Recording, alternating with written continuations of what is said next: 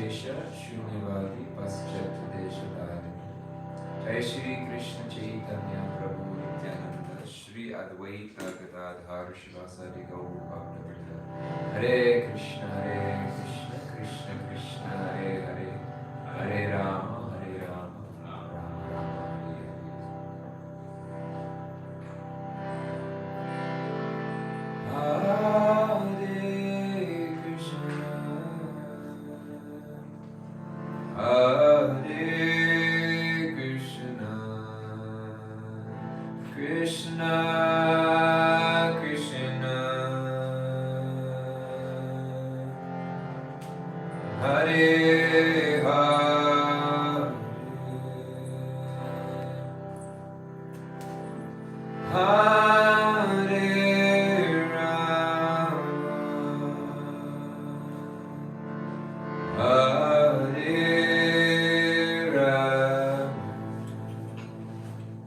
Rama Rama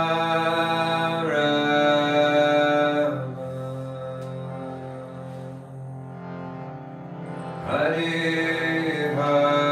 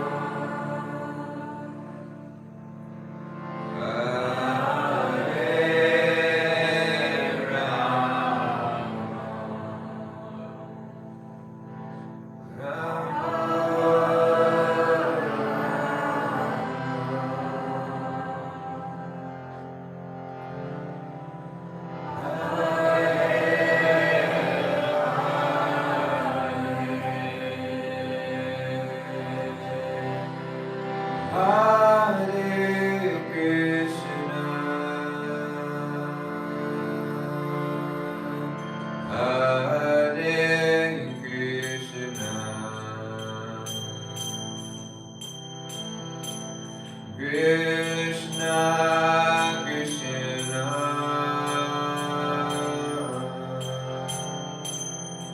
Hare Hare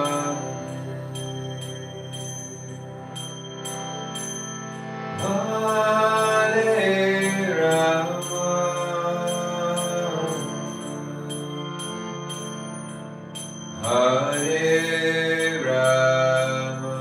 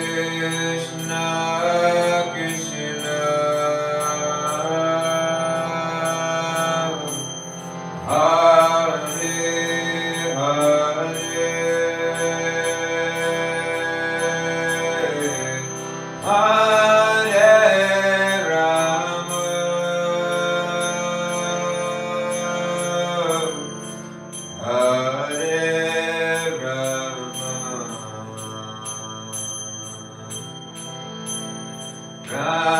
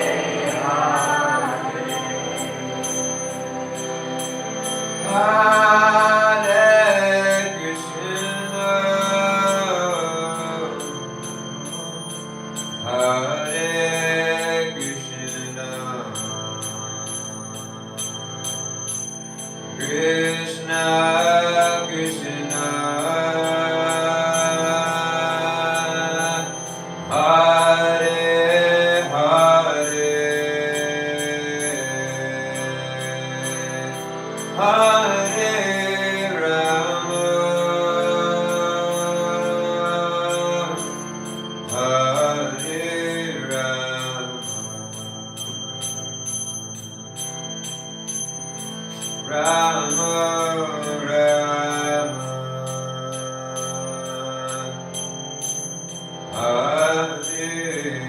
Hare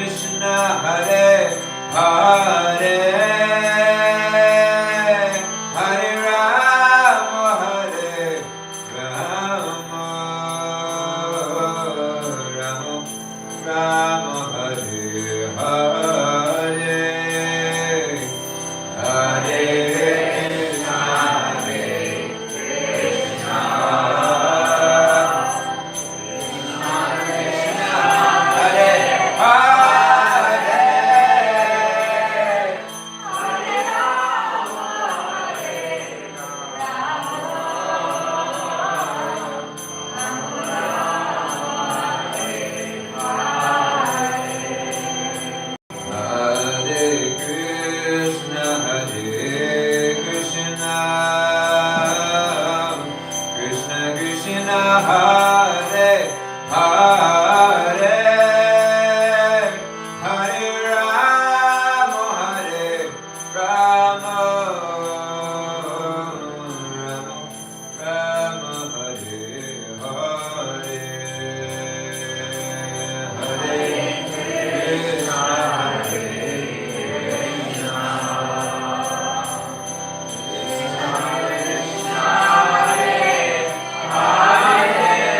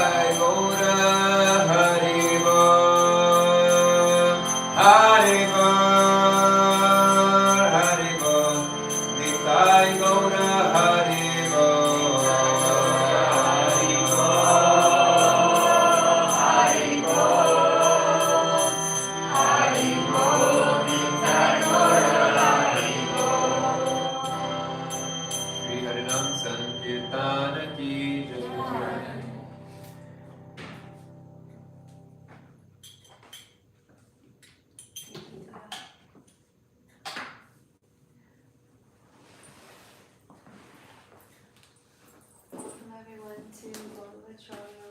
Thank you so much for being here. Oh, there you are. I was about to call you. I was like, where is Sundarnath? We have, this is our weekly program for devotees. We have a wonderful guest speaker today. Well, he's not a guest. He's a resident and a family member. Sundarnath Prabhu. He has been a brahmacharya monk for many, many, many years.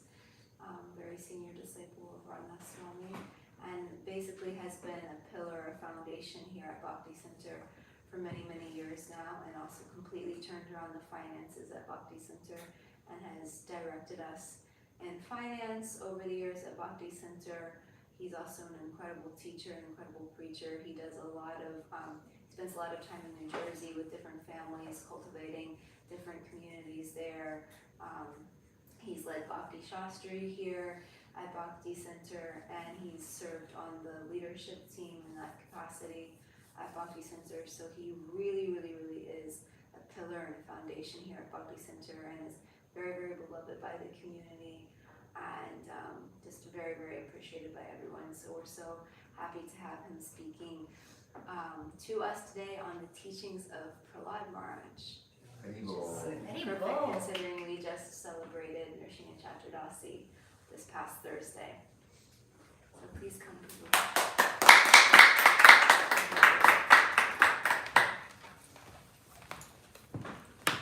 Would you like to put your laptop to the computer, into the TV?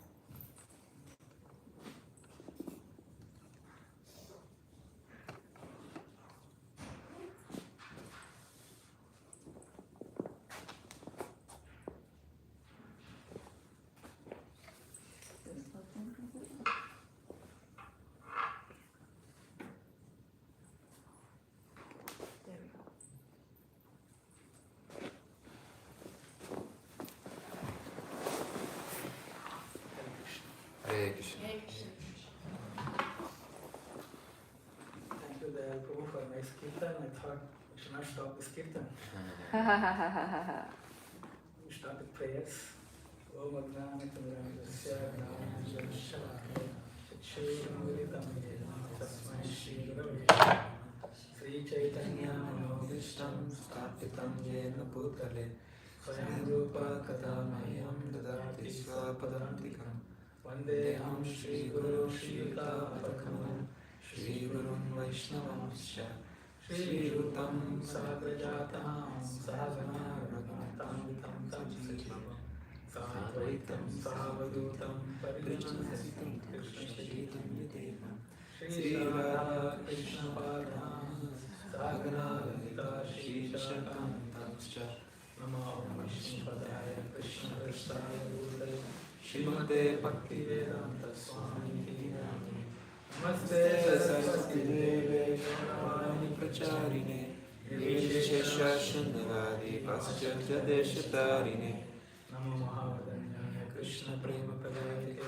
Krishna Krishna Chaitanya Namne Gauratishe Namaha He Krishna Karuna Sindhu Dinabandhu Bhajate Gopesha Gopika Kanta Radha Kanta Namostate Tata Kanchana Gaurangi Radhe Vrindavaneshwari Vrishabhanu Sute Devi Pranamani Haripriye Vanchakalpatarubhishcha Kripa Sindhubhya eva cha Patitanam Bhavanebhyo Vaishnavebhyo Namo Namaha Jai Shri Krishna Chaitanya Prabhu Nityananda Shri Advaita Gadadhar Shivasadi Gaura Bhakta Vrinda Hare Krishna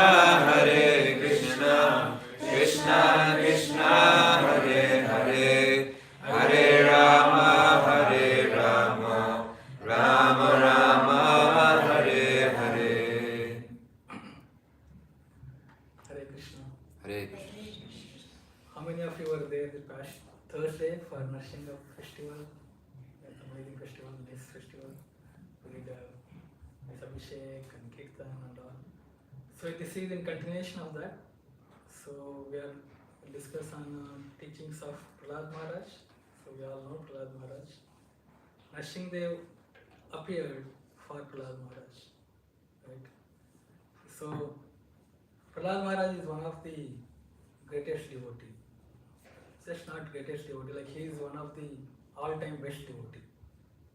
Like we have all-time musician, best all-time musician, or all-time sports person, basketball, Hall of Fame, like that, different things. So if you see, in devotees also, because all-time means eternity, like from so onwards. So many best devotees are there. But Prahlad Maharaj is way up in that league of devotees, where he is.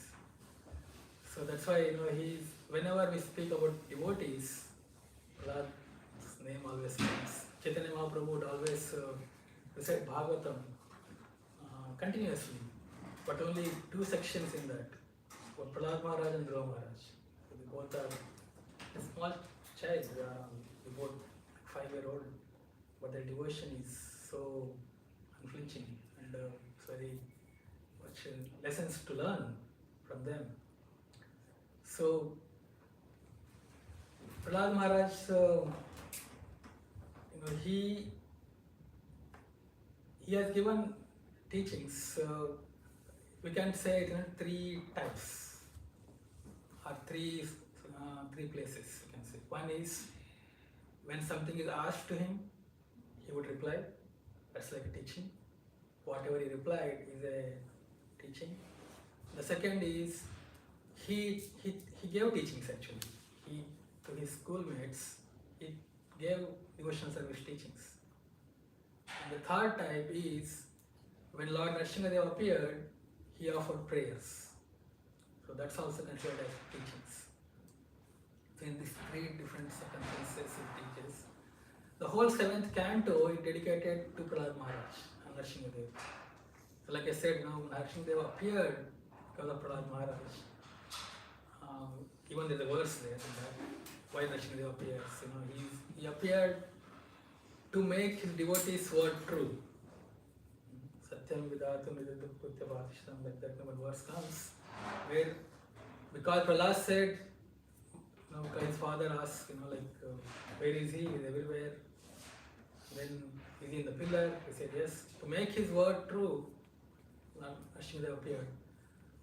So the whole canto is dedicated to him in Bhagavatam. So it's very significant. It's a very big canto it is. And Prahlad used teachings in many, many verses. More than 100, 200 verses he has spoken. So of course, we cannot cover all the 100, 200 verses in 1 hour. So we'll take some important teachings which he has given. So his teachings can be divided into 6 sections. 6 sections is first, as this 7th canto starts, the first 4 chapters kind of introduction, like what Hiranyakashipu is, how he's terrorizing the world and all. And then, then the Prahlad Maharaj enters in the 5th chapter actually. Enters means like he talks about, comes to him about him in 5th chapter. So, the first time is, he speaks, is to his father. So Prahlad is just gone to Gurukul, he's a 5-year-old, he is going to school. So at that time the school is a resident school, where you go and stay with the teachers and learn everything. Just not the knowledge of theoretical knowledge, they will learn all the practical knowledge also. From cooking to fighting to everything, to how to rule and all these things. So that's Gurukul. He goes to Gurukul, and then after staying some time in Gurukul, he comes back to his home as a break, spring break, like spring break is over already. So summer break. So he comes back to his school, to his father. So his father asks him, "What did you learn?" So at that time he speaks. That's one teaching. That's first time he's speaking. And then his father didn't appreciate that. And then he comes back. His father didn't take it seriously. So then his teachers ask him, "Hey, where did you learn this? We didn't teach you." Then he again speaks. Second time he speaks. And then after some time, his teachers feel that, okay, Prahlad has now forgotten what he has spoken earlier. He has learnt what we have taught him. And then again break comes, and then he again goes home. His father again asks him, "What did you learn in the school?" Third time, this is my speaking to. Second time, his father. He speaks about devotional service. That's third time, third teaching. And then his father becomes really mad and wild. And then again his teachers bring him back to school to teach him. So at this time, fourth time it is, he started teaching his schoolmates, his classmates. That's the fourth time. And then he goes beyond, then the teachers think that he is out of control now, he is beyond this thing, now you can't change him. They bring back to his father. Then his father asks him, "Where did you get this strength? Wow, you're fearless and so impudent and all." Then he speaks where he gets his strength from. That's 5th time he's speaking. And then when Nrsimhadev appears, he offers prayers to Lord. Those are also teachings. That's the 6th time. It's like 6 sections can be divided. We'll go one by one in this hour and see how much we can cover. The first time, like I said, he went to school and he just come back. And then his father asks him, "What did you learn?" And then Prahlad gives this verse. This is it comes in the 5th chapter. 5th chapter. So as soon as, it's like, this is an important verse, you summarize the whole devotional service in this verse. It's telling, "Tasadu manye suravarya dehinam sada samudvigna dhyam asadna hitvatpapatam gramanda kupam vanam gatoya dharim ashraye." So as his father asking, "What did you learn?" he just says this one verse. What canto and chapter is it? It is 7th canto. Wait, 7th canto, but what chapter? 7th canto, 5th chapter. 5th chapter. Text 5. 755. So he's speaking this. So what he's telling is the saintly personality, Sadhu Manye, Suryavarya Dehinam. So he's addressing his father as the best of the demons. So he's telling that those who are always immersed in the bodily concept of life, and who has taken the shelter of this temporary body, and they are always in anxiety.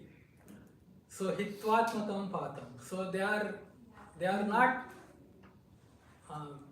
their goal of their life to deliver is not, they are completely away from it, and they are into Graham and the Kupam.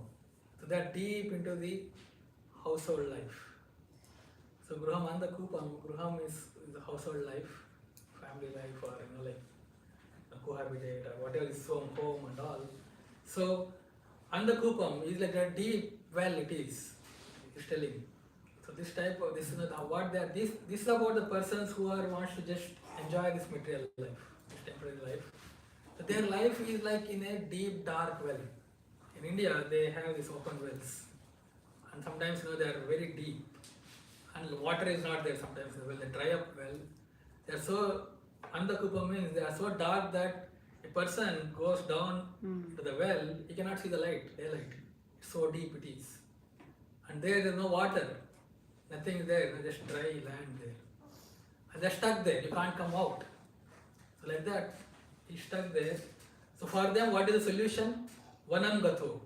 They should leave that household life and take to the spiritual life. Leave that and Harim Ashaya. So one should render service to the Hari. This small 5-year-old boy, father is asking, just first time break from the school, is coming back, and he says this one. This verse is like the essence of a devotional service. That we have tendency, every person in this world has tendency to get attached to our things, to get attached to our material things and material body and our activities and all.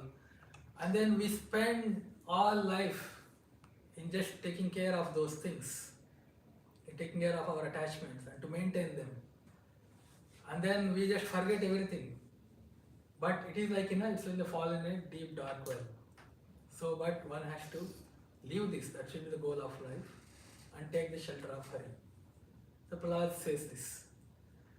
So his father hears this, and then immediately, he didn't get upset or anything. He sees that, he says to his teachers, his teachers' names are Shanda and Amaraka.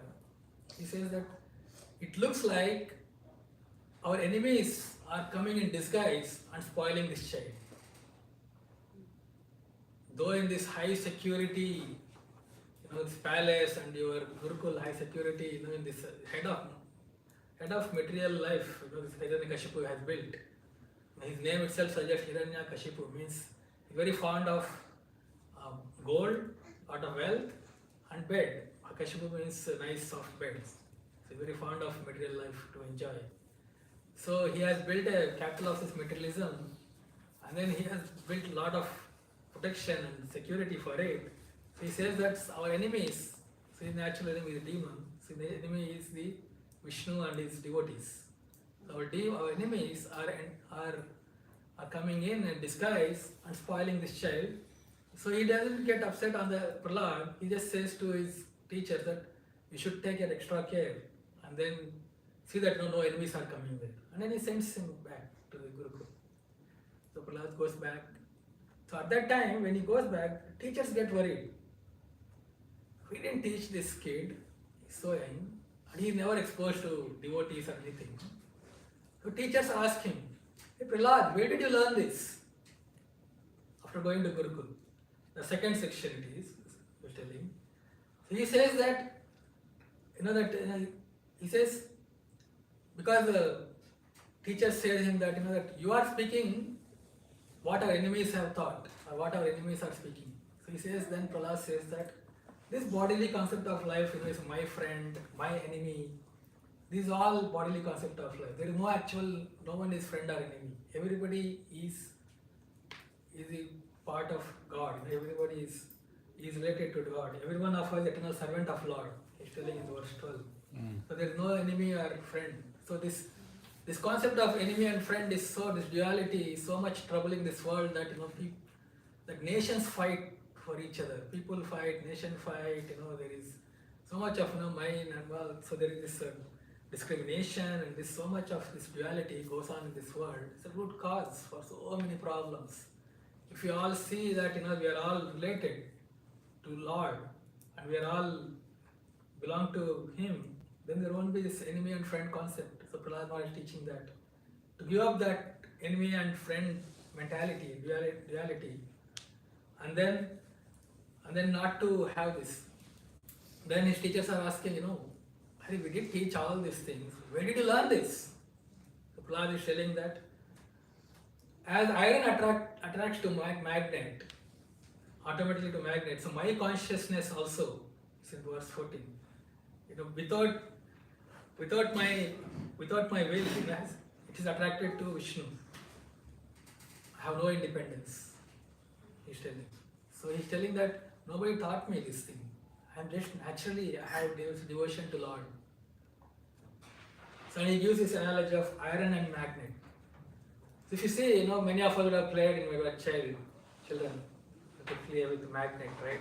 Put magnet everywhere where it gets attracted. So wherever iron is there, magnet gets really attracted. But when there is rust on the iron, that iron will not get attracted to the magnet. Right?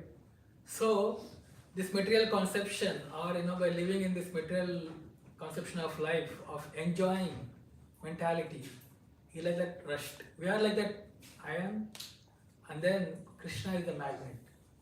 So we have that natural tendency to be attracted to Krishna, like iron attracted to magnet.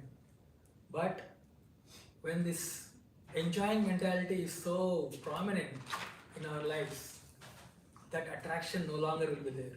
We can see in our practical life also, practically we can see day to day. When we feel more connected to Lord, is where, when we are more trying to serve, that is, when we are in more, our mentality is in enjoying mentality, then we feel so much disconnected to Lord. So he is teaching that. So that is his second section where he is teaching about Prahlad's thing. So at that time, Shanda Marka says that, okay, this child has, learned somewhere, he's telling. So let us teach him nicely. Let's give him extra attention and teach him nicely. So they start teaching him about politics, about how to earn wealth, and how to discriminate again, who is friend, who is enemy, how to control the enemies, how to envy, how to earn wealth. So all this materialistic knowledge, they start teaching him again. And Prahlad is a very humble and very obedient student. And he's the best student there in the class also. Anything you ask, he is not he's not spaced out or he's somewhere, no. He's very obedient. Whatever is asked, he would repeat it. And he's one of the best students there. So teachers get confidence in Prahlad. That okay, whatever we are teaching now, it is sinking into the child. So after few months, the teachers feel confident that okay, now Prahlad has learnt everything what we are teaching. So this is the time now we should bring him to his father. So they bring him to his father. And then Prahlad, his father asked him, what is the best thing you learned in all these months in the school? Then Prahlad used this famous verse. We all know this verse, many of us. Shravanam kirtanam Vishnu smaranam pada sevanam archanam vandanam dasyam sakyam atma nivedanam iti pimsar pita visnau bhaktis chena lakshana kriyate bhagavati yada tanmayaditam uttamam. So he's telling this is uttamam, aditam uttamam, that is the best way to serve bhakti, to do bhakti is this Navalakshan. It's 9 ways. What are those 9? This is Shravanam. So we all know that Shravanam, hearing, chanting, Kirtanam, and then chanting the holy names of the Lord, and then Smaranam, remembering the Lord, and then Pada Sevanam, serving the lotus feet of the Lord, and then Vandanam, offering the worship of Lord, and then Archanam, that's the worship of the Lord, then there's Vandanam, there's prayers, and then Atma Nivedam, and then surrendering everything to Lord. So this is 9 processes of devotion service, he says. So Prahlad is naturally explaining what he learned best thing. Not in school, but what is. His father asked him a genuine question like, what is the best thing you have learned till now? And then Prahlad is giving what he learned. The best thing is that by doing this 9 ways of devotion service, one can best serve the Lord, or one can become closer to Lord. So he says this, because he learned this. So Prahlad is a devotee by birth. So he learned this when he is in the womb itself. It will come ahead. Now how he learned all this, Prahlad explains this. So he out of his love for his father, he genuinely says what is the best thing he learns. But his father becomes mad. And then he further says that, the Prabhupada is a long purport for this. Very well. We're not going to that.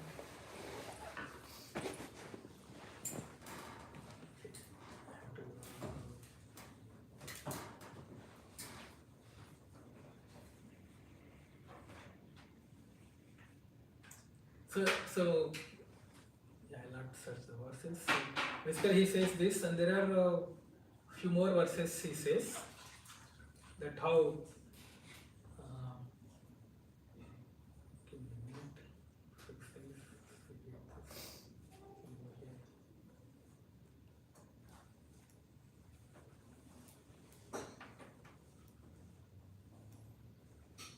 Anyway, I lost that verse. So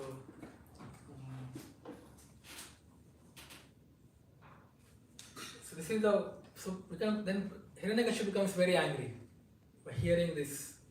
Prahlad is sitting on his lap on the throne, Hiranyakashipu's lap, and with a lot of affection. It all describes very nicely how his father is so much affectionate to his Prahlad, and the tears of love flowing from his eyes. He asks this question, and as soon as he hears this verse, Hiranyakashipu becomes very angry. He threw him from his lap, and then he says that, how you have learned this? Where did you learn this? Like you are becoming like, or you're talking about Vishnu.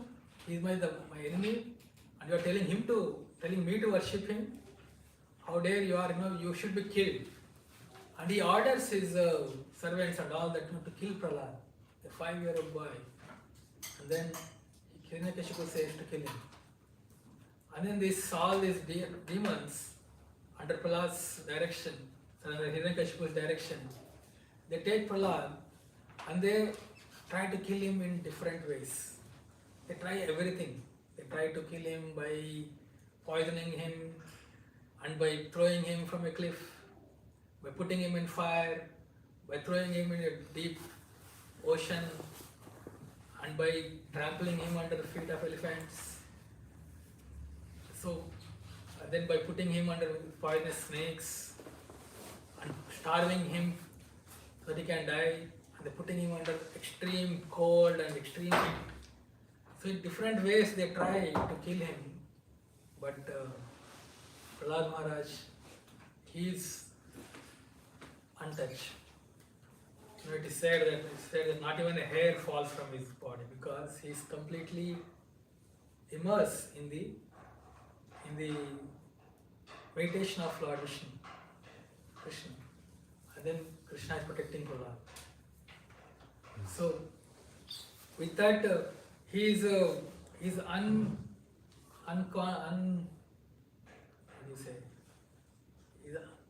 not able to kill.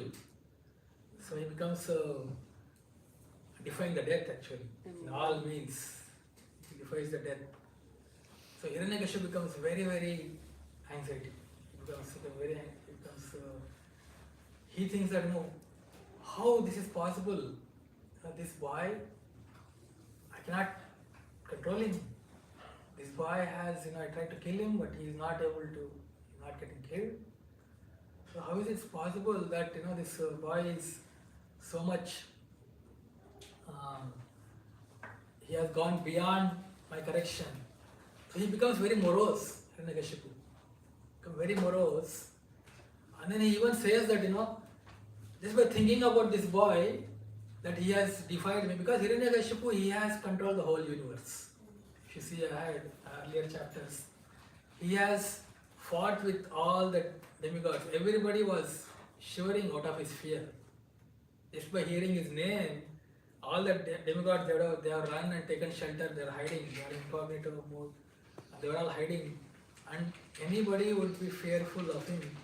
Now Hiranyakashipu becomes fearful of Prahlad because Prahlad cannot be corrected. And he becomes anxiety, even morose. He even says that maybe I'll die just because of this anxiety that I cannot correct this, my son, Prahlad. So hearing his moroseness, Hiranyakashipu's moroseness, Then Sundarnath again, they say, "O king, don't forget your power. Your power. You have conquered all three universes, all three worlds. So let's again. So give us another chance. Let us again, we'll take him back to Gurukul. Now we'll again, still he's a child. He can be reformed. You don't have to be so miserable, so morose. So let us give another chance. We'll take him again, and then again we'll teach him very nicely." So Chandanvarka takes him again now, it's third time to Gurukul. Now they give special attention to him, and then they are again teaching him all the different subject matters of how to live a very nice material life. So Prahlad again is obedient. He never, he never says anything harsh words, anything to his teachers. Obediently learns everything, starts learning. And then now Prahlad, what he does is, when there are breaks in the day, so they would have this classroom and they teachers teach, and there are breaks, like how any school has. During the break, all the children, his schoolmates, they want to play. Children natural, right? Natural tendencies, they want to play. They are playing, playful. So whenever they get a break, they would play. So all children want to play, and they call Prahlad also. Prahlad is very dear to all his friends also. He is like the center of attraction to his schoolmates. They love him so much, all his friends in that school. So they naturally, they want, everybody wants him to play. But Prahlad is not a playful kid. He is not a playful kid. So he would sit in the center, and all his friends would sit around him, and then he would start teaching them during the break times. What does he teach us? He's teaching this verse. Kaumaram acharet prajno dharman bhagavatan iva durlabam manusham janma tadapya dhruvam atradam. So he's telling that, so this is not the time to play, my dear friends. Kaumaram acharet prajno. So at this tender age, there's a 5 years there all, that's called Kaumara age. From this tender age, one should practice devotional service. Why? Because this human form of life is very rare. And then it is like any other life it is. There is life and grow, and then we grow, take birth, we grow, we dwindle, and then death is there like any other living entity. Human life is also like that.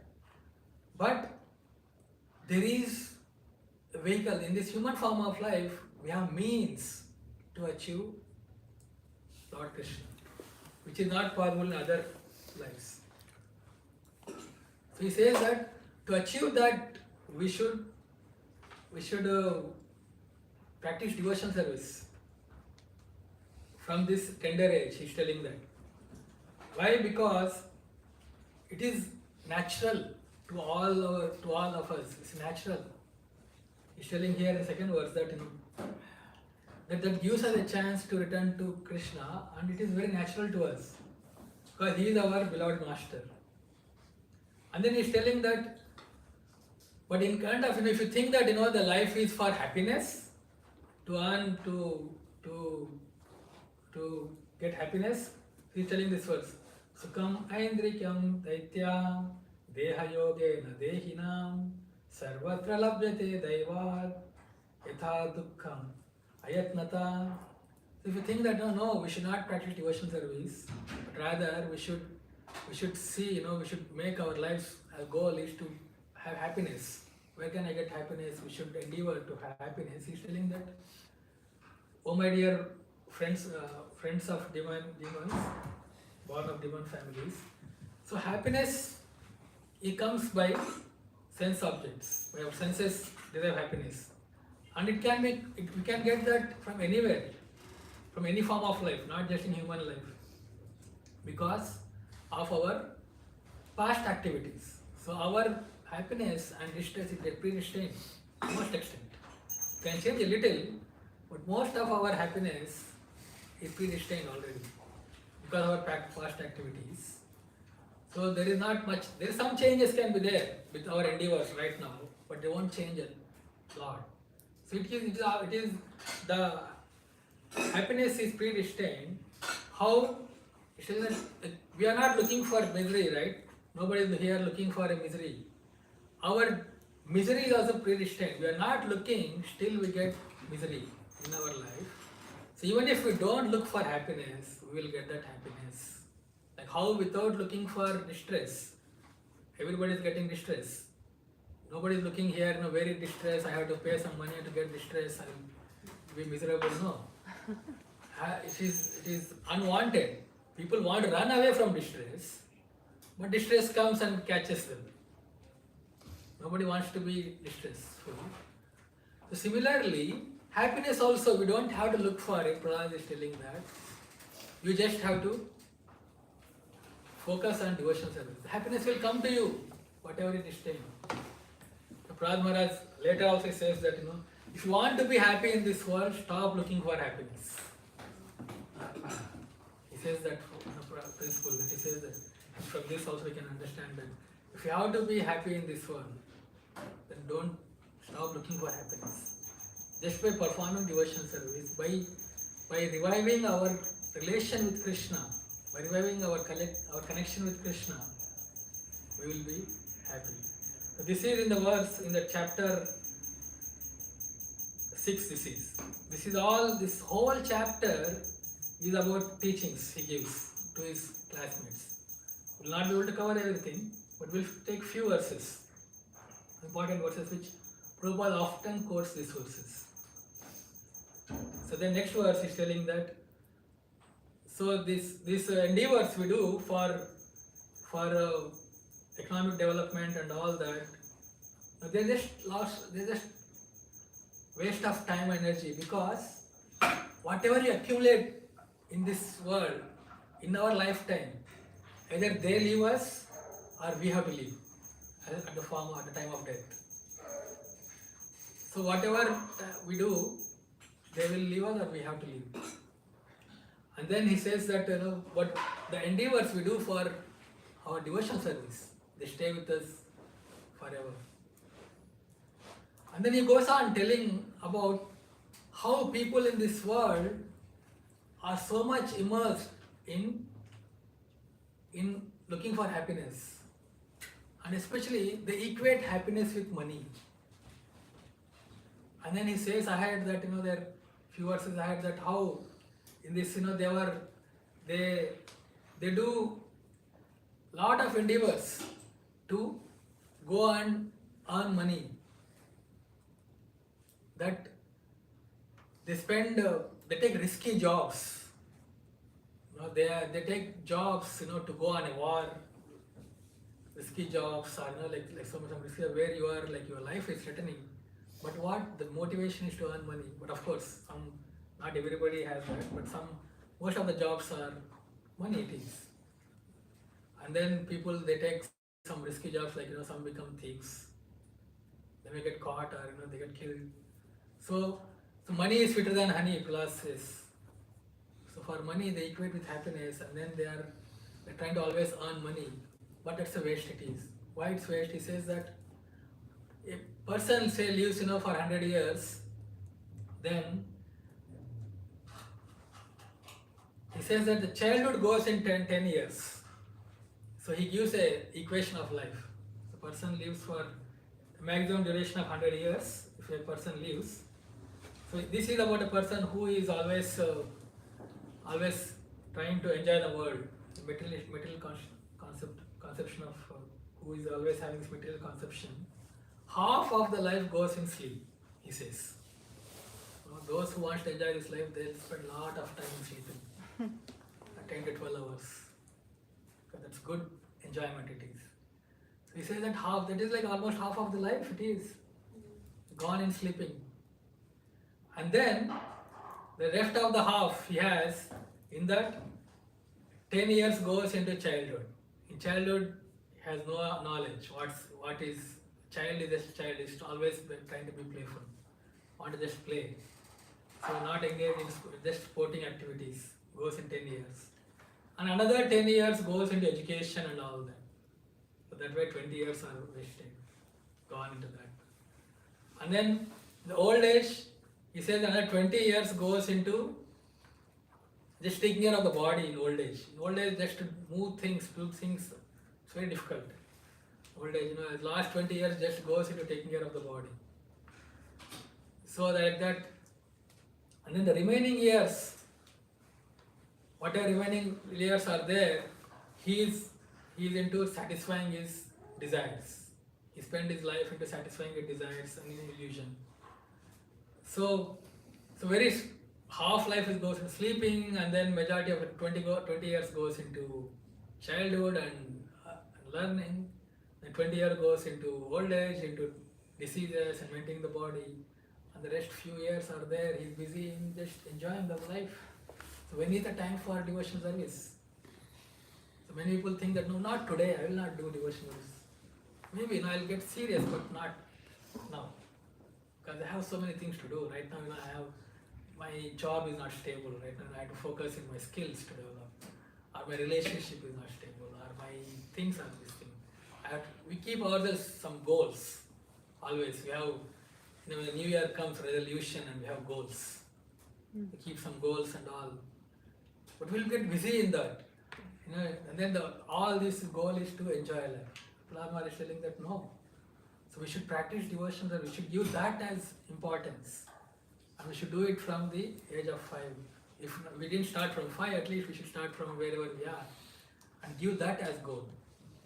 So he keeps on, he's teaching like this.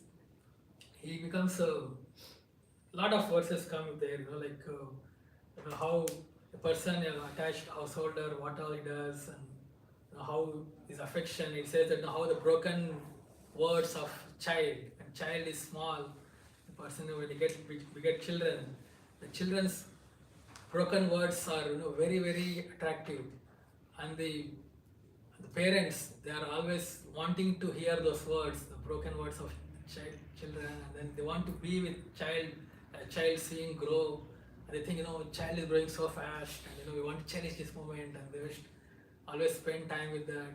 And then he says how a father is very attracted to the daughter, or father. It looks like he says that the daughters are very much beloved. So when the daughter is, and then a son, they go to, when they get married, and then they have their own family, the father is always thinking of the daughter, and then mother is thinking of the son. So even though they are separated, the sons and the parents are always thinking of their children. They are always, how is my children faring, how they are doing, like that. So even they grow up, they are always thinking. So the family life is telling how it is so much, attraction. It is there. So one has to question. Is it okay, or is there going to be time for questions at the end? Okay, we can take questions. Then we'll Okay, we'll take questions. We have more. Now or at the end? I just have a question, because when you hear these verses about family life, householder life, and like you were saying at the beginning, like the very first verse that Prahlad Maharaj said was that we should abandon householder life and engage in spiritual life. Now, I just want you to clarify that, because there's also the Grihastha ashram where devotees can be in householder life, and it can be an ashram, and it can be part of their spiritual service to Krishna, and it is their spiritual life, and they can make great spiritual advancements. So, you could hear this and be like, oh my gosh, are you in Maya? You have a family? Could you just clarify? No, he doesn't say that, because he says that he's talking about attached household life. There is two things here. You see here, everywhere he says about this attached household life. So could you just distinguish the difference between the two? So, he's mentioning here, what I have been repeating here also, that a person who is just making this as goal of living a happy life in household life, just my goal is to make this body and my bodily means, necessities as the goal. Materialistic life it is, where we are just a person who is just worried about his mind, body, that's all. whatever he wants to enjoy this body and his mind and enjoy sense gratification. So that is what he is mentioning here. And that is a natural tendency for everyone in this world. That's why it is mentioned in a very vividly here about how one has to give up that. He's not telling that one should give up family life. He's telling Vanam Rajat means it is the mentality it is. He is also telling here that one should practice devotional service from childhood, and he's telling that this is how life goes in an attached householder. That 10 years goes here, 20 years goes there and all. But when we make Krishna in center and we started, that's why he says a 9 process of devotional service. That is to be done in family life only, not that it has to be done. Nowhere he says that one should give up family life. He says give up attached family life, not family life altogether. That's why he always puts this attached family life. It is attachment is what the problem is. Our attachment should be to Krishna. He's telling that in our day-to-day activities, the tendency is to get attached. And then the more and more he says in this also as continues, he says that children's broken word, and then this broken words of the children, and then when the children are away from the house, when they have their own family, still attached. That is attachment. It is. Parents are attached. The attachment has to be given up, he says. Oh, I was going to say that when a parent is still very much attached to their child, even though that or what the child does or identifies through that child, the term that's used in psychology is called enmeshment, and it's seeing yourself as seeing your child as an extension of your identity and of yourself, and not only is that materially damaging, for on the material plane, but that's also spiritually damaging for ourselves. That's a good point. That where he says ahead. So like this, when you start teaching, then he says at the end he says that I learned this from Narada Muni. He says. Then his friends ask him, how did you learn from Narada Muni? We have been in the same school. Where this Narada Muni has come? Narada has come. When did this personality came and taught you?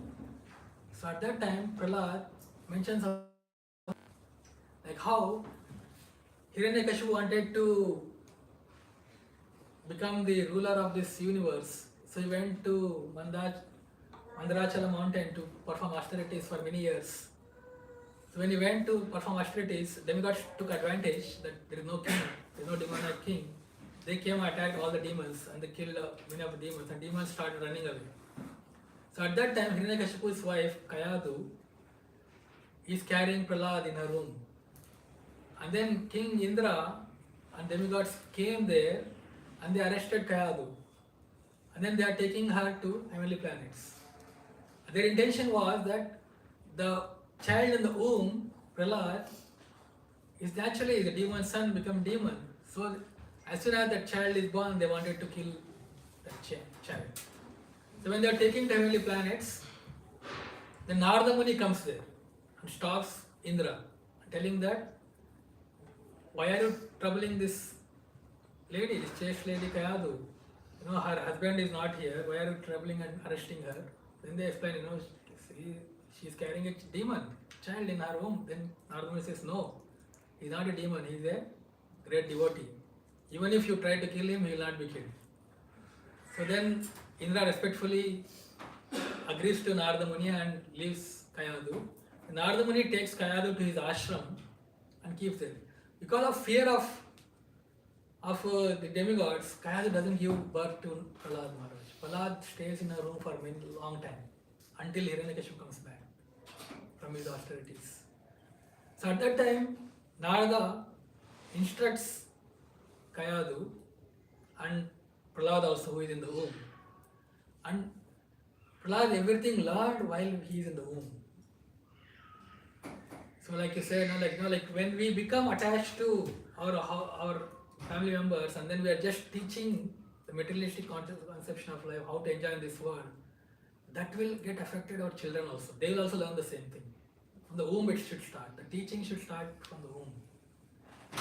That's why we have the samskaras and all. The whole process is there where that even a child in the womb has to be properly given the teachings.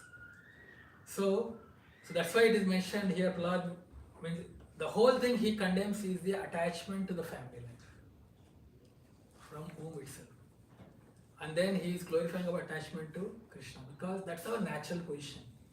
That is our natural position, and that is what will make us happy. We are all looking for happiness, but that is what it will make us happy. So the essence of all his teachings in different ways he's telling is this attachment, not the family life itself. It is. Prahlad himself is a family person. He is later. We will come to see how he is married and he has children and all that. After he is now at 5, but later he gets married. So then he tells about his life, how he has learned everything from Narada Muni, and then Kayadu forgets everything. After she comes back to Hiranyakashipu, she forgets everything, but Prahlad didn't forget because he learned in the womb. And then when he is born, he's still carrying all those teachings. Because his impressions are all in the womb, he has all the devotional impressions. And then, when the teachers come to know that Prahlad is now teaching all his schoolmates, all his friends, and they all started practicing Hare Krishna, and they're all chanting, and then in the breaks they are having nice kirtan, and all stuff playing and all, and teachers go mad. And it says that no, he not only spoiled, he's spoiling our whole school.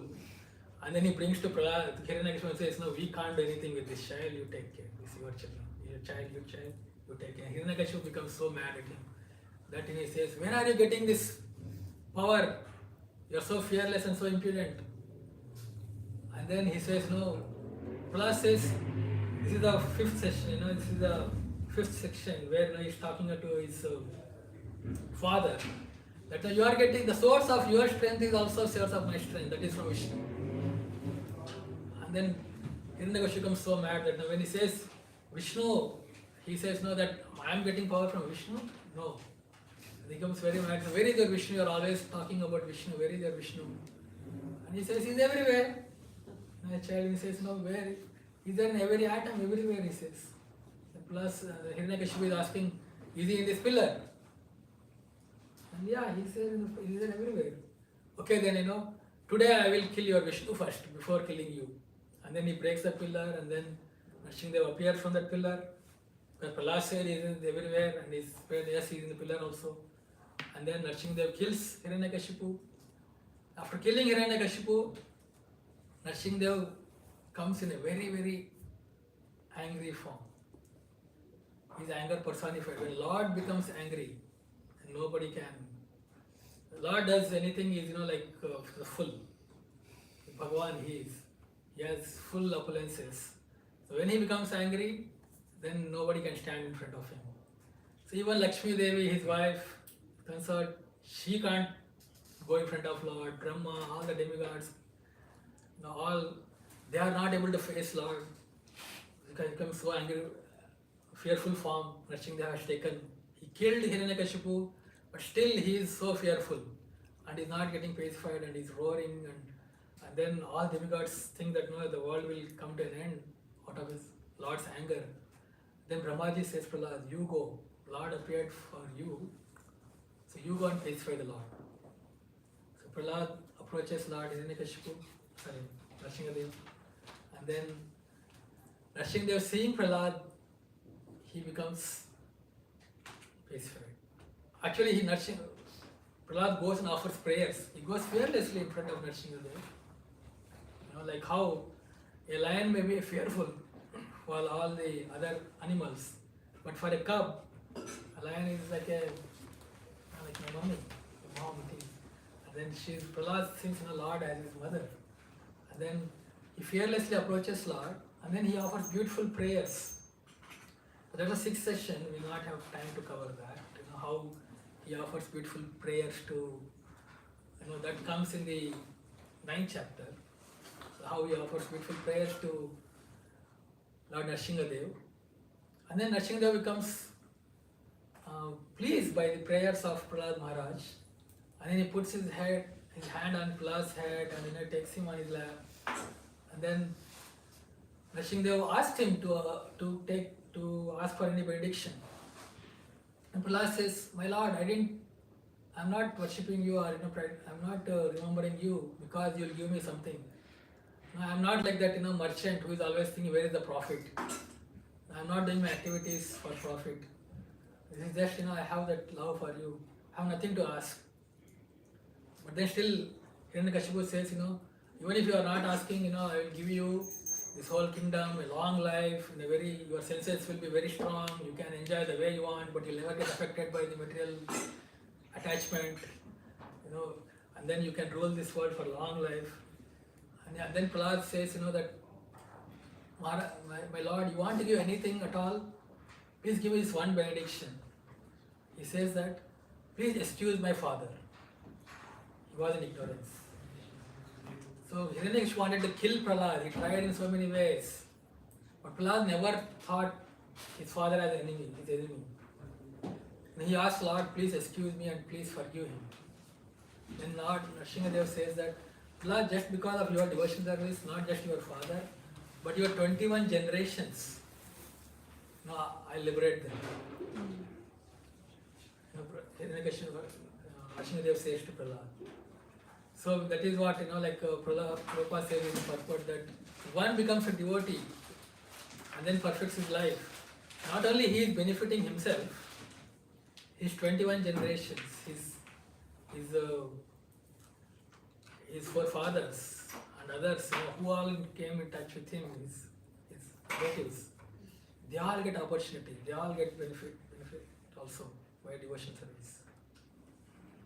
So like that, Prahlad Nrsimhadev gives blessings to Prahlad, and then Nrsimhadev becomes pacified, and then he goes to his abode, and Prahlad stays here and rules the kingdom. And then he gives, Narada Muni asks him different, this was the conversation happening with Narada and Yudhishthira. In Bhagavatam comes this conversation. And then further in this canto, talks about Prahlad's teachings more are there, but how to live in this world in different social orders and all that. I'll not cover that at a time. But this is in essence, his important teachings is focused around how to give up attachment to our materialistic life and develop the attachment to devotional practices by 9 processes of devotion service. So we should be doing this every day in our life, giving that priority, these 9 processes he mentions in his teachings. So that I'm going to stop here. So anyone has any points, anything? So the 9 processes of bhakti help us to loosen our grasp to attachment, to material attachments. But in order to get to a place where you are susceptible to those 9 processes of bhakti, I think we were talking about this a couple weeks ago in Bhagavatam class on Monday nights at Champak, and we're discussing the first canto, and that in order to allow us to be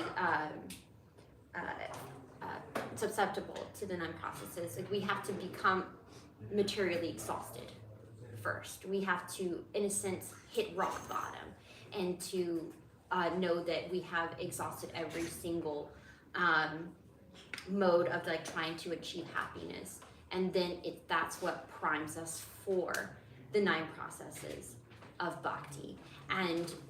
But is that necessary in order to be susceptible? Do you have to hit that rock bottom, that material exhaustion? No, it is not necessary, and it's not guaranteed also. When you hit rock bottom, we will take up 9 processes. When you hit rock bottom, we'll stay in the bottom. And we'll take up some wrong things. And then we will perish from there. Many times happen like that. So it's not necessary that there's not about outside, about non-devotees, even the practitioners also, when they hit rock bottom, it's not mean that they will again bounce back. So we have to avoid hitting rock bottom first of all.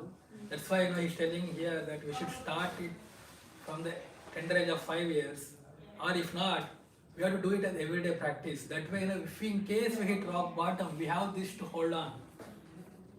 So hitting rock bottom will keep us there. So we can't go up from there. But if we have holding on to this every day, even if we get to some bottom or some ups and downs in life, this devotion will pull us back. We have strength, then we have the strength to come back, to bounce back.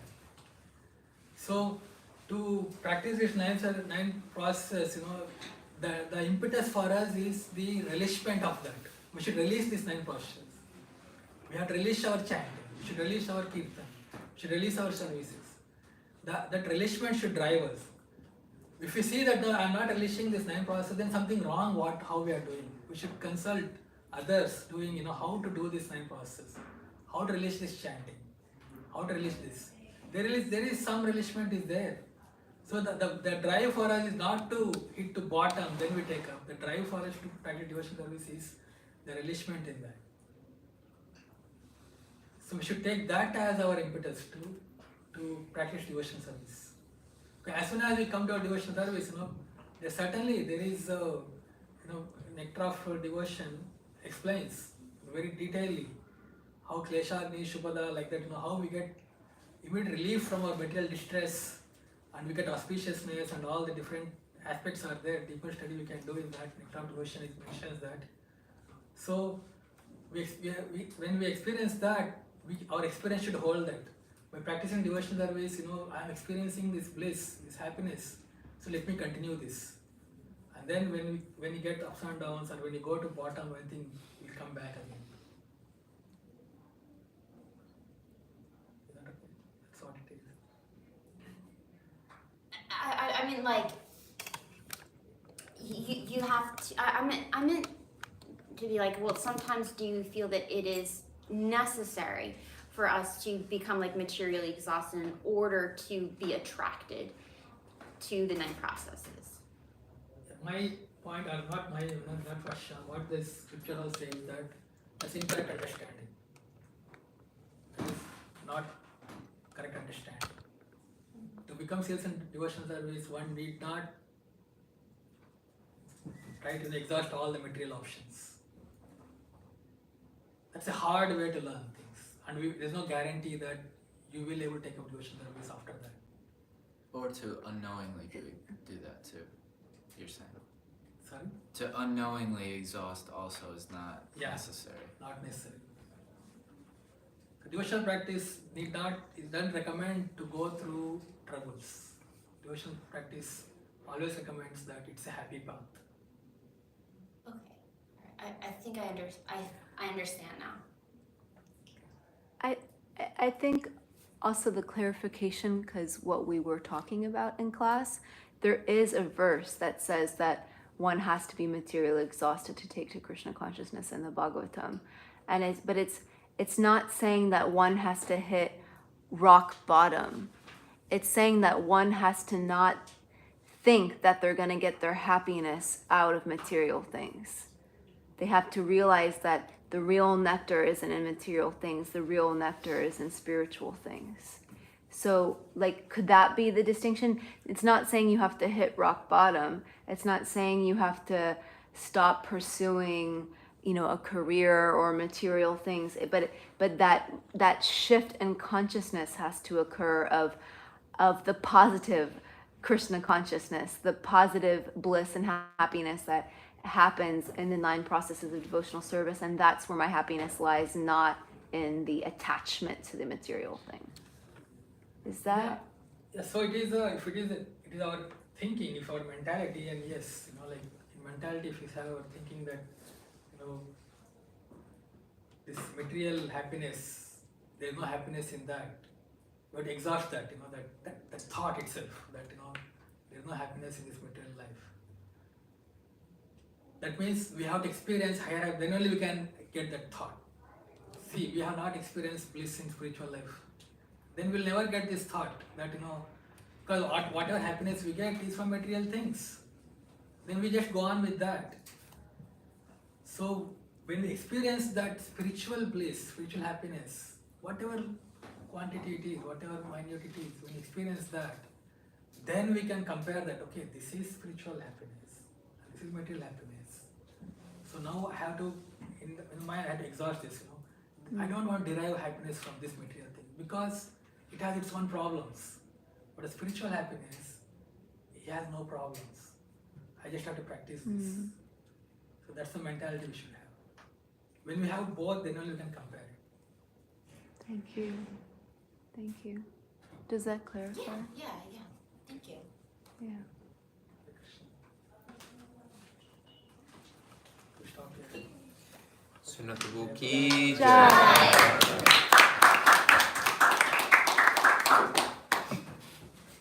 And now we will have arti, so if we can all move these cushions to the side and everyone come forward so we can sing and dance together.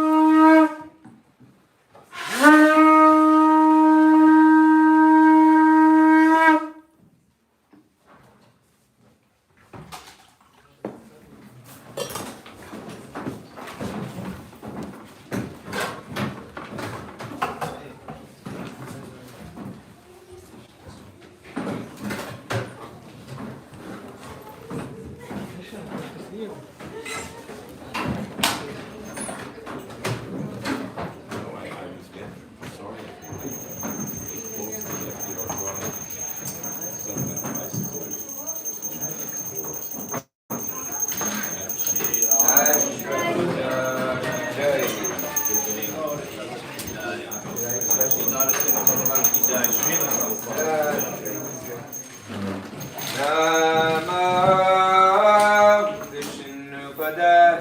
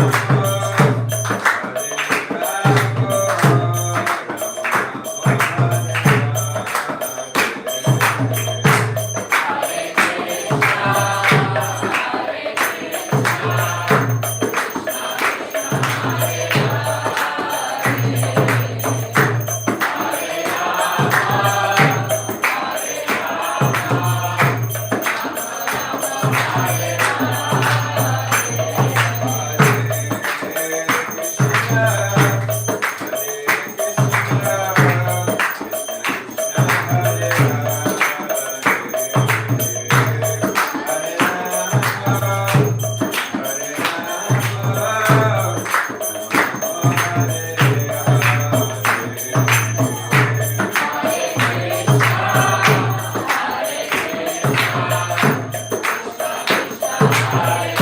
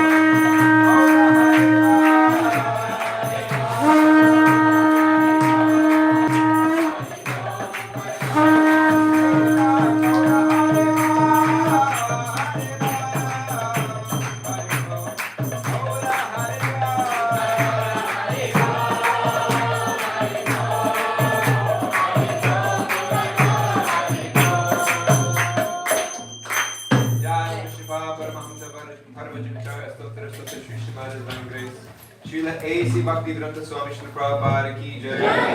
Jai Vishwapal Paramahamsa Paravachakacharya Sutra Sutta Shri Shrimad Divine Grace. Srila Bhakti Siddhanta Saraswati Goswami Maharaj Prabhupada ki jai. Ananta Koti Vaishnava Vrinda ki jai. Namacharya Shri Haridas Thakur ki jai. Prem se kaho Shri Krishna Chaitanya Prabhu Nityananda Shri Advaita Gadadhar Shivasari Gaura Bhakta Vrinda ki jai. Shri Shri Radha Krishna Gopa Gopinath Shama Kun Radha Kund Giri Govardhan ki jai. Vrindavan Dham ki jai. Mayapur Navadvip Dham ki jai. Jagannath Puri Dham ki jai. Jagannath Baladev Subhadra Devi ki jai. Ganga Mai ki jai. Jamuna Mai ki jai. Tulsi Devi ki jai. Bhakti Devi ki jai. Kali Yuga Dharma Harinam Sankirtan Yagya ki jai. Nitai Gaura Premanandi. All glories to the assembled devotees. All glories to the assembled devotees. All glories to the assembled devotees. All glories to the divine lotus feet of Sri Sri Guru and Sri Gauranga.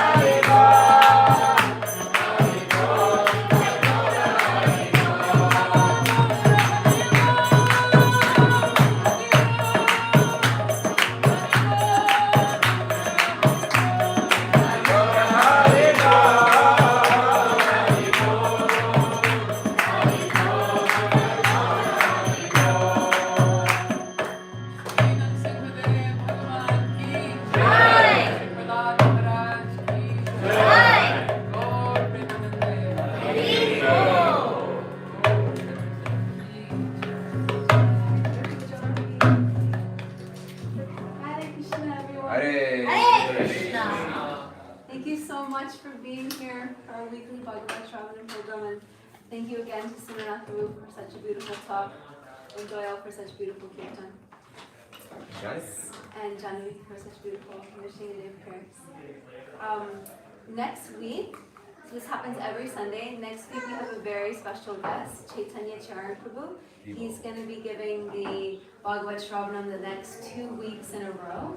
And so he's going to be giving the Bhagavat Sravana on the teachings of Lord Kapila Deva, devotion in the 3 modes. And he's also going to be giving next week a special seminar from 2 to 4 p.m. on how the Bhagavad Gita is inclusive but not inclusive. So he'll give Bhagavat Sravana and then lunch, and then we'll have a seminar.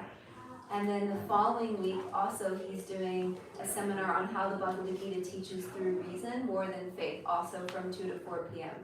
After the Bhagavat Sravana. So please come for Bhagavat Sravana, stay for the seminar. He's an amazing speaker. I could literally listen to him for like days and days and days straight without even like stopping, because he just is so, makes you go so deep actually.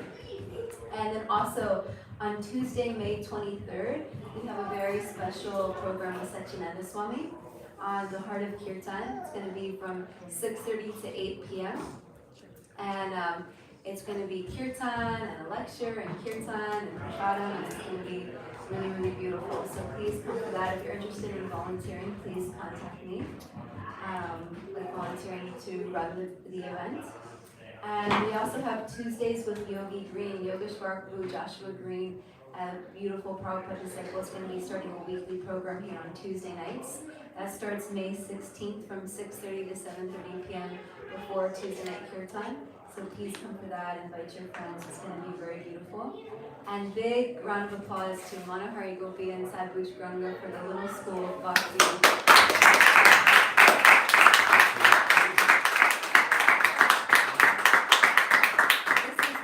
Week 4?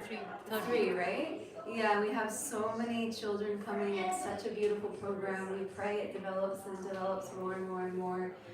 Please, there's still availability to join the program. So if you're interested, that is still available. Information and registration is on our website. And if you would like to do flower seva, we have the opportunity to make a flower offering for their lordships, to buy flowers for their daily garlands. If you're interested in that, information is also on the website. And if you're wondering what I'm looking at our temple newsletter. It's a weekly email that goes out with all of these things that I'm telling you right now.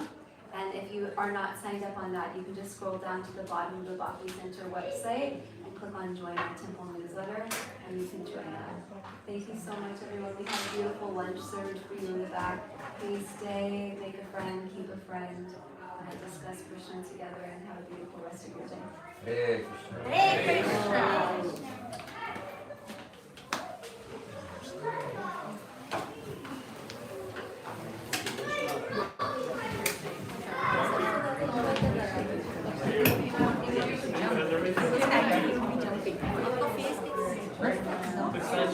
Yeah, when we'll do outside and get stuff. But our here thought that,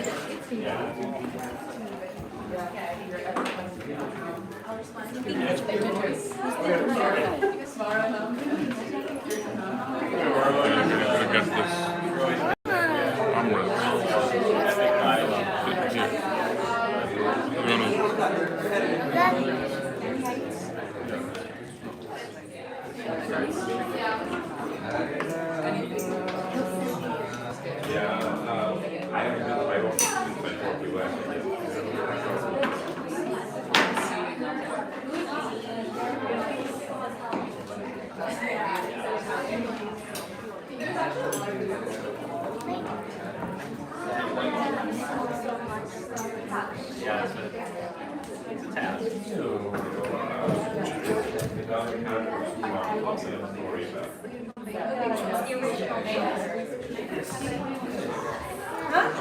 Yeah, it's a task. Like connection of like anxiety with treating clients, like especially like It's like hint of, like it's, you know, that it's on like some things, and it's like a feeling of like safety and like insecurity. What was it about stuff? To overcome that sense of negative stress. It's because knowing what the actual shelter is.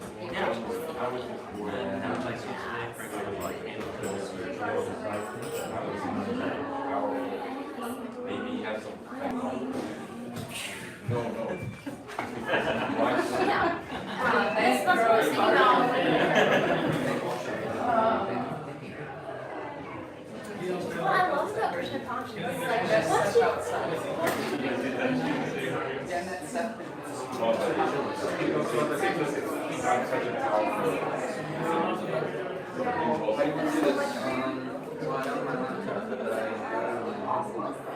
Okay, you look at it?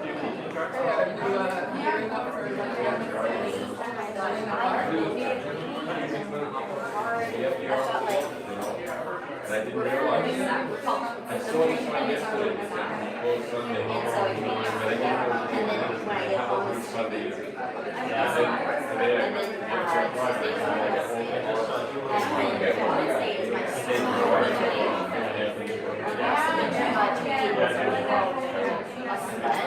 which basically what it is I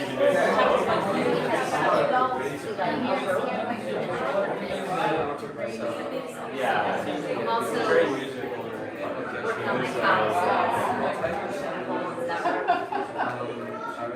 We also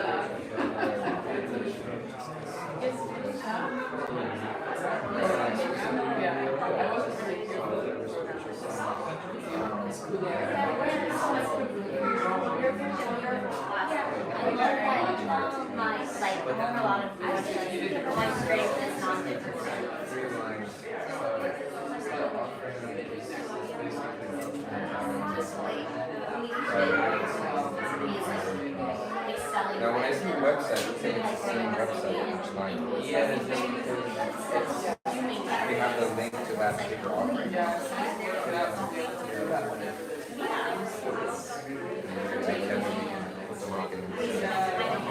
what you did is there's centers, and then Specific offerings, just one center, what kind of offering gives you and the price.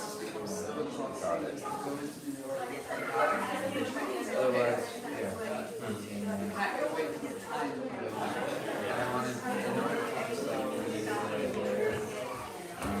It's a little more passive, I guess, instead of quicker energy. Also, it's a huge time demands. And it is kind of an itemized yeah.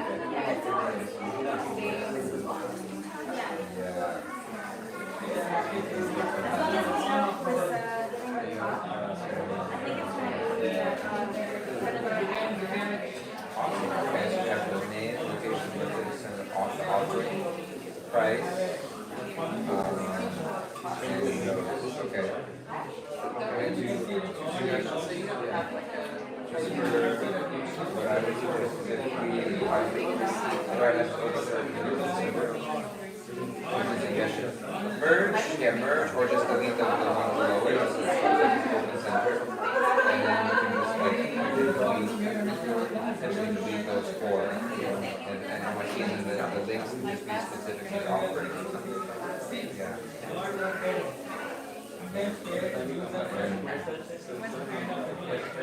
That way when I scroll through, I can easily go through account and just see how many organizations are there.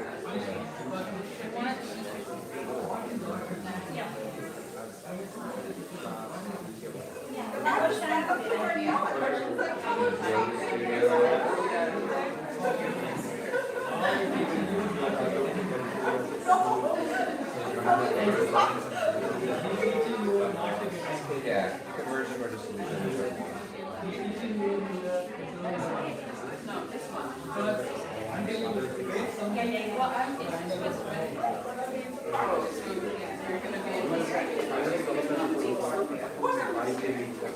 And I guess, we don't know how successful this was, so I think it's kind of so then it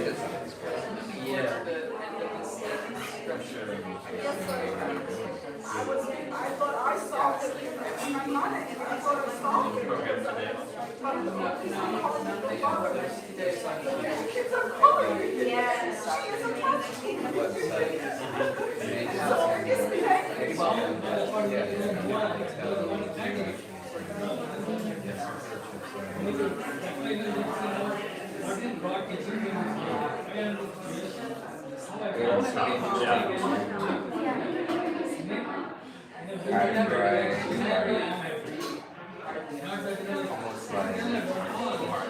like for example, like golden drums. Sit on the couch. And Yeah. like as an example, like golden drums. Yoga is owned by yoga studio. It's like your groovy place. Golden drum is kind of like a little bit of a hippie place. And so it's like as examples of like types, like a category of like budget place, high-end place. Like yoga yak is kind of just like very, I don't think it's like super high-end, but like very high. The Reuben is like a high-class spiritual institution.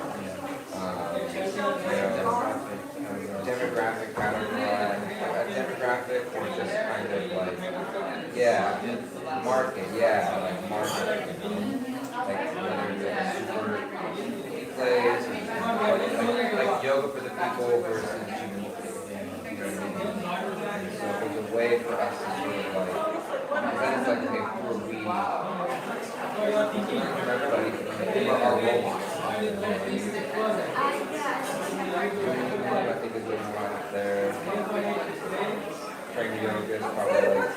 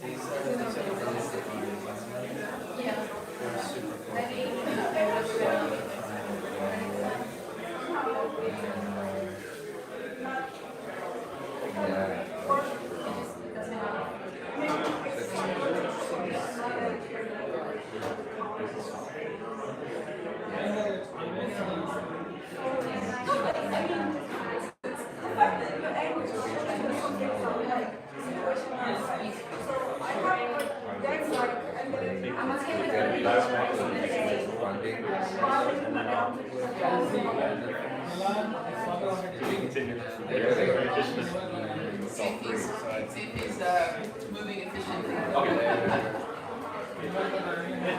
800 they got funded.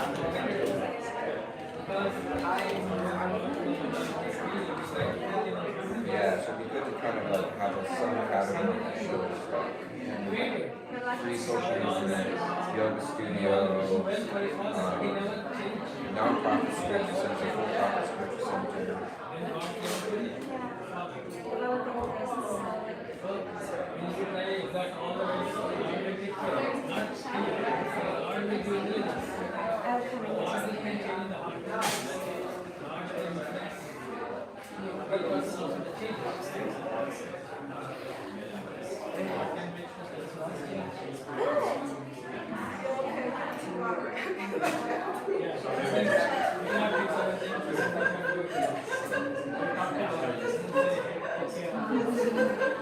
Cool. Beautiful. Thank you so much. Great. How was the message? Can you see? It's like he's a closet.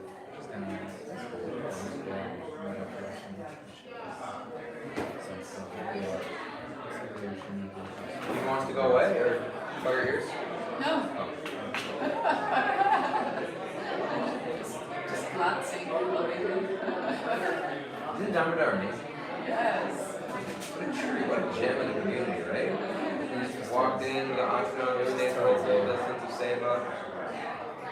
Starting a family. Well, two people are family. I have a family. I started a family. Once you get in a relationship, you're a family. Once you get a dog, you're a family. It's total family. Yeah. Right, I saw those two this. I give my best to Rasika Gopi and Jiva. Wow, that's amazing. Having fun? Go check it out. Hare Krishna, Hare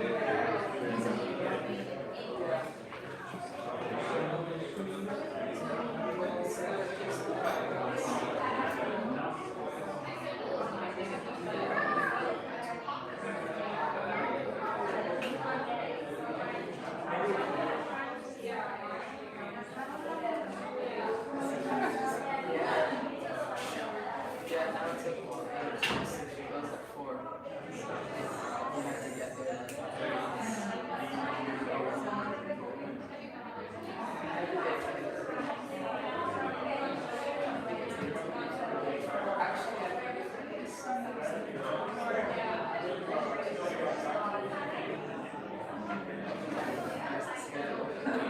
I'm almost never here on the weekend, so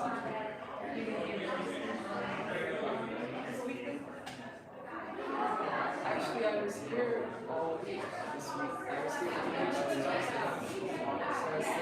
I was staying in this yeah, I had a whole bunch of things like Friday night to be taken for Tuesday. Next day, my uncle came in and we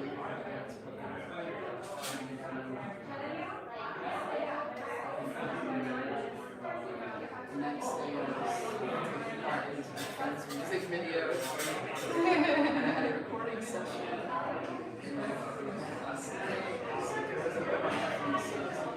I kind of go back and forth. I stay in Airbnb.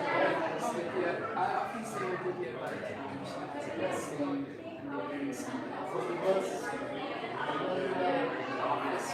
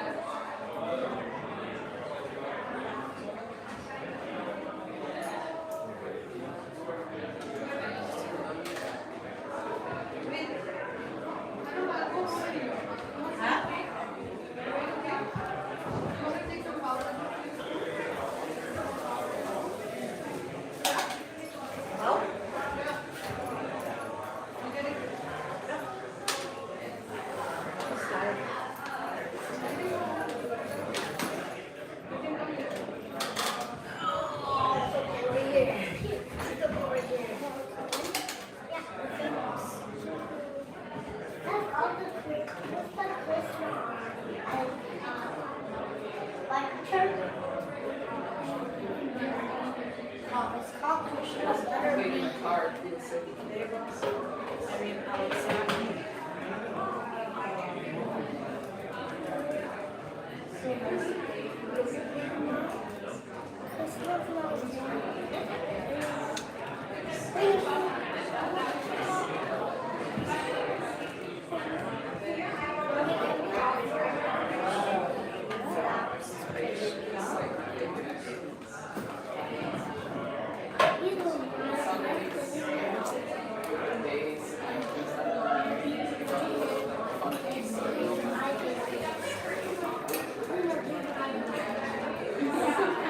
It's more nice style.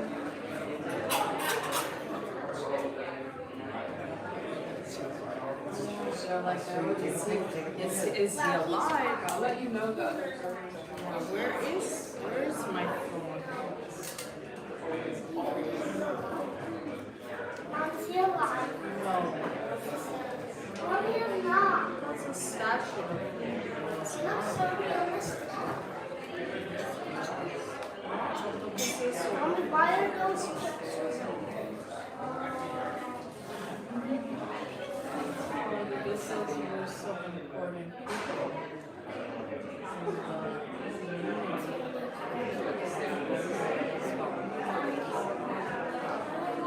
Yeah. No, Andrew says he's full of that.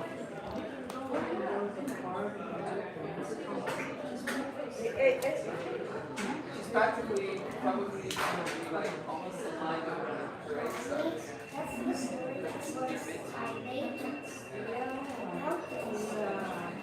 That's so weird.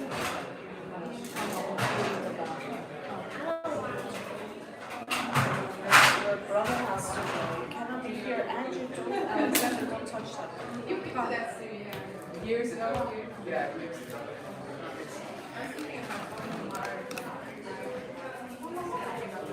Oh.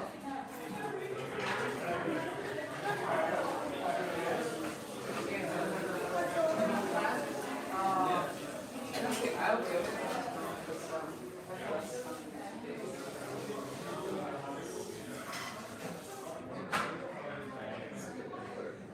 So sorry for Monday. Week and then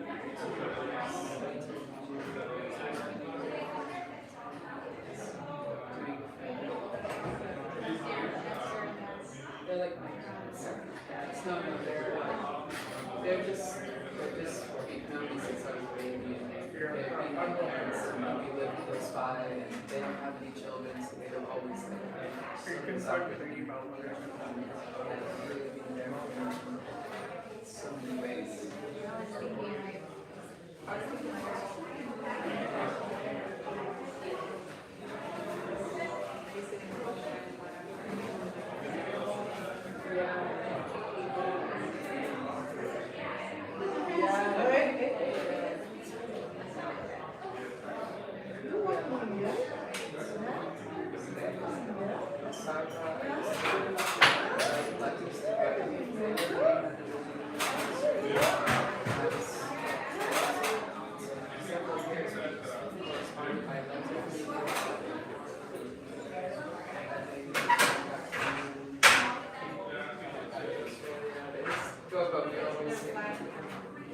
Flying with English, now that was really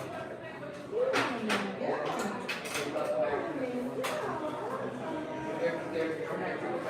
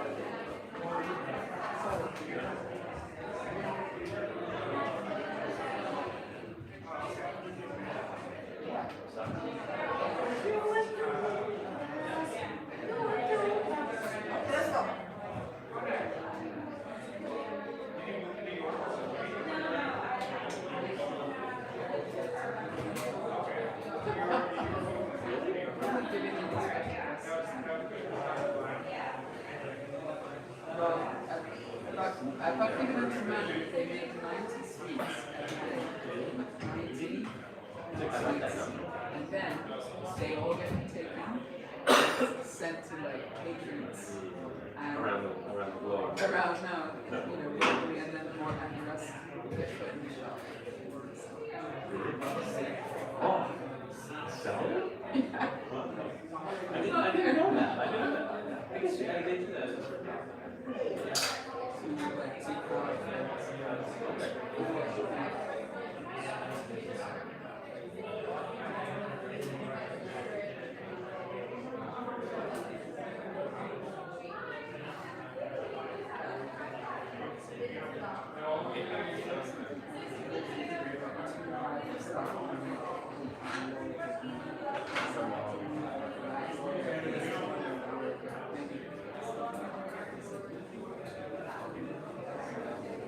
Whenever, I'm not rushing.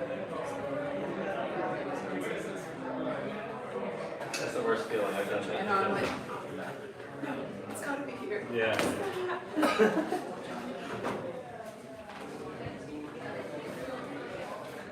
You want me to keep watch? Yeah. Let me see your pockets. Let me see your pockets. Yeah. I'm gonna put a piece of veneer in my pocket.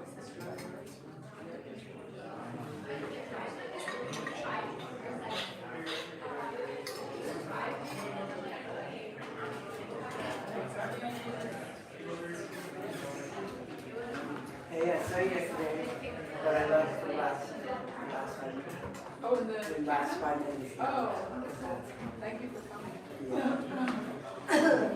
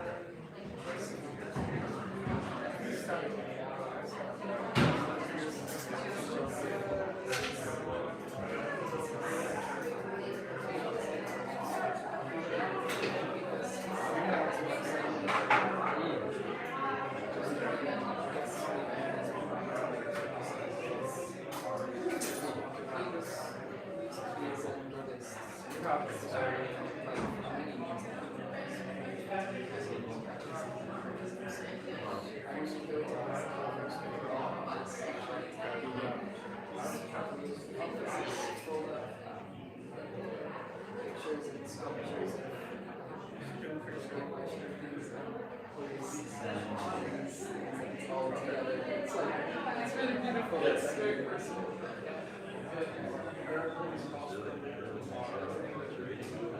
You have copies?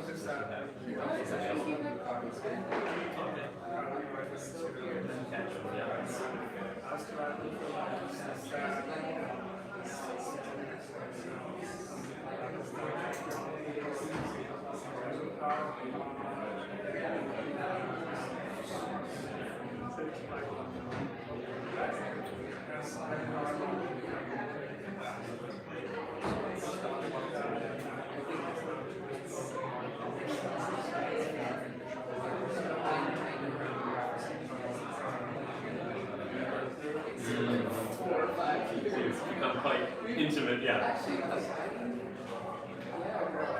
we started speaking on the phone about that.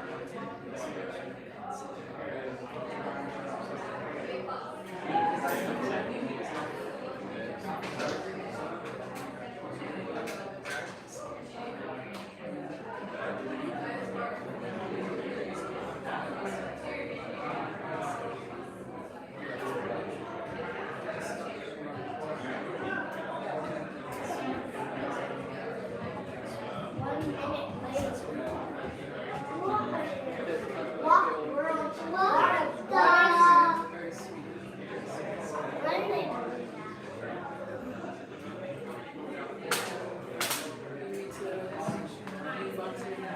Yes, I think so. I'll be over here. Thank you so much.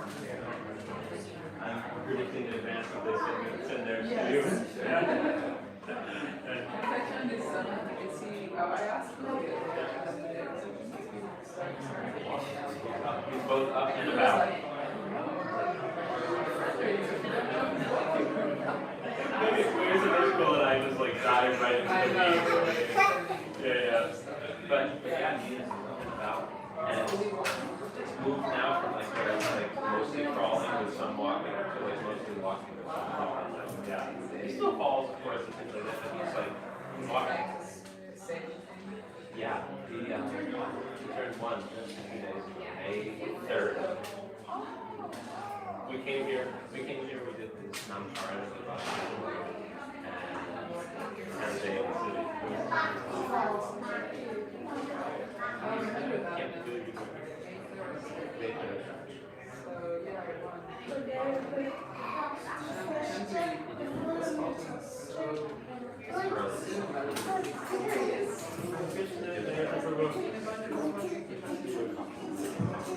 I don't really like it. I wish we had it around.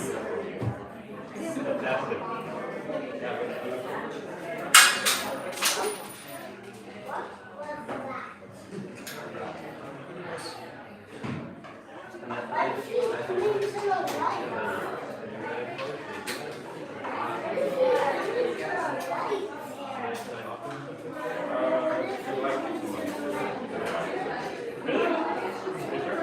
Okay. Thank you very much. Thank you. Yeah, looking forward to spending some time with you.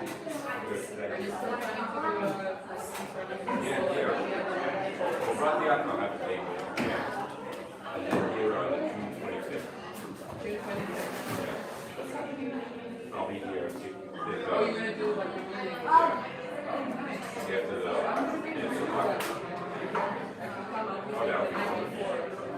Oh, that would be great. I'm trying to make it like an audio visual kind of thing. Like I have this great YouTube of Prabhupada taking the kid into the Yamuna. And I wrote a poem about that. And I want to play the video while I'm reading the poem. And then I'm trying to get little pictures for I need someone to Yes. but Anything you can try there. yeah. I like finding pictures. Yeah. I really sometimes I get to Amazon. But they don't trust them. And I don't trust the whole process that they have of registering the book. Because they have questions, different companies. And I'm afraid then you're stuck with that. I had a big problem with them. I wrote a book a few years ago. And a friend of mine was a publisher, and he said, can I put it in my publishing under our name? And then I'll send you the royalty. Which he did. But then he died. And I contacted the Sravana. He was trying to get the rights back. And they said I had to go through the whole legal process with the administrator of the state. And the only people in his family that was alive were his sons won't even answer my email. So I know I can't get the rights to it.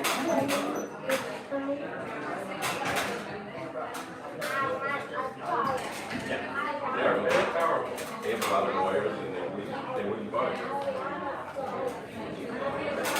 So now if anyone buys a book, that I keep my face before people talking about it. Yeah, of course.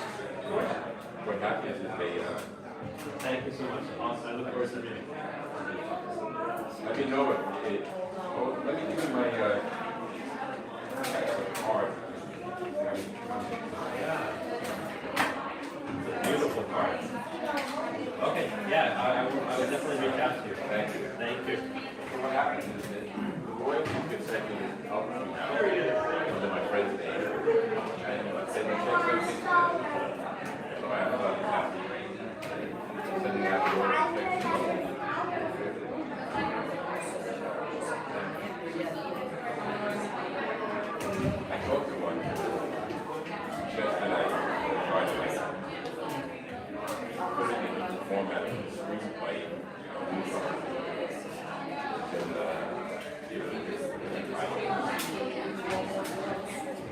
I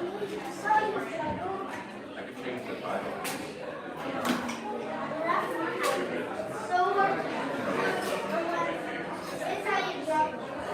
Slime me.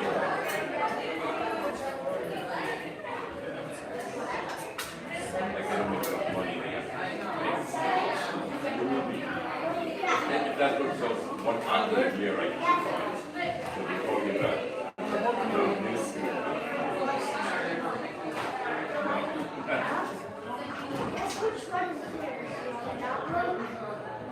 But for a while, people were buying some, and money was so.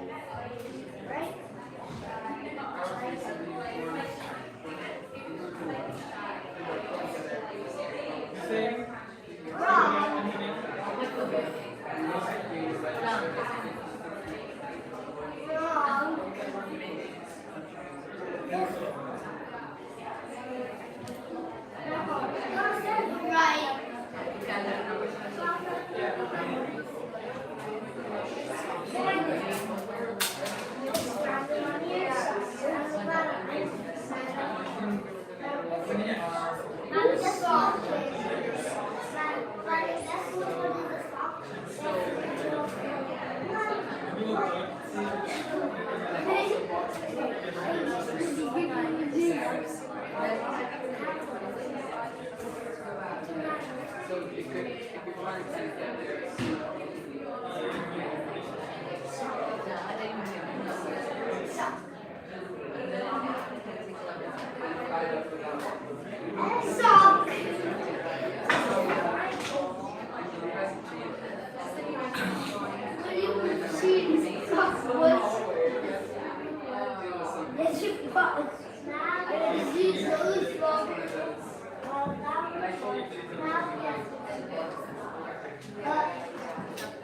both of them.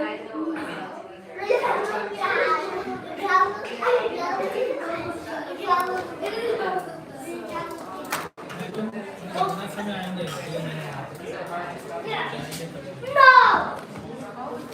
You can get there by car, right? Please shut up.